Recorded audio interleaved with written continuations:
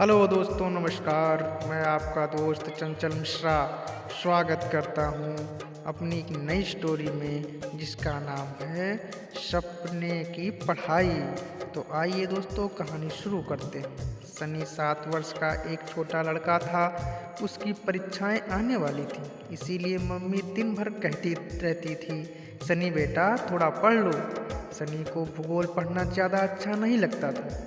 किसी देश में कितने राज्य हैं, कितने शहर हैं और कितने लोग रहते हैं, ये जानकर उसे क्या फ़ायदा होने वाला है। उसे कभी यह बात समझ में नहीं आती थी, लेकिन क्या करता बेचारा, परीक्षा देने के लिए पढ़ना तो पड़ेगा ही ना।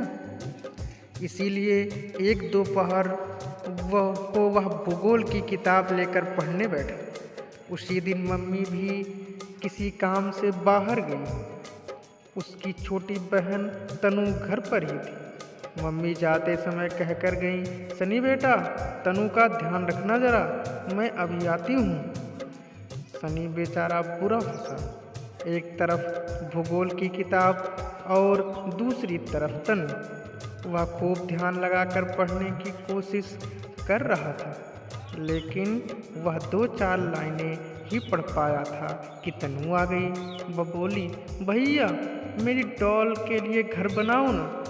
बेचारा सनी, उसने तनु को तकियों का घर बना कर दिया।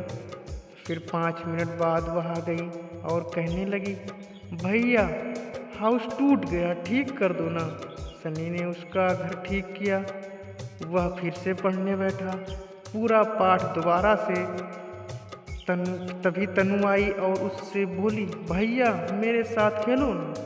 अब तो सनी को गुस्सा आ गया। उसने किताब बंद कर दी और तनु के साथ खेलने लगा। सनी के दोस्त सृजन ने उसे एक बार बताया था कि रात को तकिए के नीचे किताब रखकर सोने से पाठ याद हो जाता है। सनी ने सोचा कि इस तरकीब को आजमाया जाए, क्या पता काम ही कर जाए। तो उस रात वह तकिए के नीचे भूगोल की किताब रखकर सो गया। जैसे ही उसे नींद आई, उसे ऐसा लगने लगा जैसे कि वह किसी घोड़े पर सवार है। उसने देखा वह सचमुच एक घोड़े पर बैठा हुआ था। यह कोई मामूली घोड़ा नहीं था, बल्कि उड़ने वाला घोड़ा था। एक सैनिक उसे चला रहा था। यह सैनिक ठीक वैसे ही कपड़े पहने हुए था जैसा कि उसकी किताबों के अनुसार राजा के सिपाही पहना करते थे। सैनिक उसे समझाने लगा, हम आज अपने भारत देश के सभी राज्यों की सैर करेंगे। मैं उसके शहरों, वहाँ के लोगों की वेशभूषा, खान पान सबके बारे में तुम्हें बताऊंगा। यह सैर बड़ी ही मज़ेदार होगी। तुम हमेशा इसे याद रखोगे, कभी भी भूलोगे नहीं।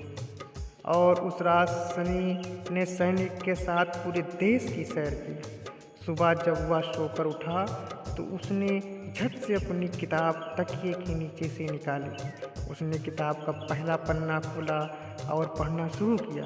उसे लगा जैसे यह जानता है। उसने आगे के पन्ने देखे, फिर और आगे के पन्ने देखे। आखिरी पन्ने की आखिरी लाइन तक सब कुछ उसे याद था। वह खुशी से चिल्लाया, तरकीब काम कर गई। दोस्तों, कहानी आपको कैसी लगी कमेंट बॉक्स में कमेंट करके ज़रूर बताइएगा। अगर कहानी आपको अच्छी लगी है तो कृपया हमारे चैनल को लाइक करें, सब्सक्राइब करें और शेयर करें। चलिए दोस्तों, मिलते हैं नेक्स्ट वीडियो में। धन्यवाद।